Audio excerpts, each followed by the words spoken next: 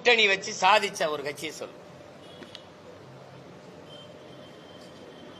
இந்த கட்சிகள் தொடங்கப்பட்ட ஏற்கனவே திமுக அதிமுக இருக்கு, அதுபோக பல கட்சிகள் தொடங்கப்பட்டிருக்கு. அந்த கட்சிகள் தொடங்கப்பட்டதற்கான காரணம் சொன்னது என்ன?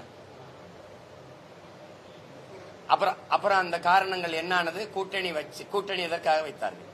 மாற்றம்ங்கிற எந்த கட்சியிலிருந்து, எந்த கட்சியின் கொள்கை, எந்த கட்சியின் ஆட்சி முறையிலிருந்து மாற்றம். இந்த கட்சிகளின் ஆட்சியிலிருந்து தான் மாற்றம். திருப்பி வந்தவங்க எல்லாம் ஒரு தேர்தல் 2 தேர்தலோட திருப்பி இந்த கட்சிகளோட கூட்டணி வச்சால் அது மாற்றம் இல்லாத ஏமாற்றமா போயிருக்கு. உங்களுக்கு விளங்கிடுச்சு? என் முன்னவர்கள் சீபா ஆதித்தனார் 2 தேர்தல் நின்னார், தோற்றவன கூட்டணி கரைஞ்சே போயிட்டார், கட்சியை போய் சேர்ந்துட்டார். மாப்போசி நின்று தோத்துட்டோம்ல. என் முன்னவர்கள் இப்ப எங்க ஐயா எங்க அண்ணங்கள்லாம் சில பகுதி கட்சி தொகுதி கட்சியா நின்னுட்டாங்க.